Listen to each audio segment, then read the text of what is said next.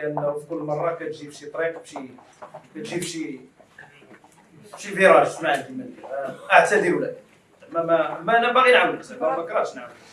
نفس الامر مع السيد المدير العام الادويه منذ التعيين ديالو ما تلاقينا به ما عنده زهر معنا لانه جبدنا هذاك الشيء مع وزاره الماليه قدم العرض مع الجمارك عاوتاني دابا جا في هذا الفيراج فما عندي ما ندير. لا كنحاول ولكن ما عندي ما ندير. هذا الموضوع اللي كنشكروا الحكومه على استعمالها الماده 133 باش تجي تنور الراي العام وتنورنا حنا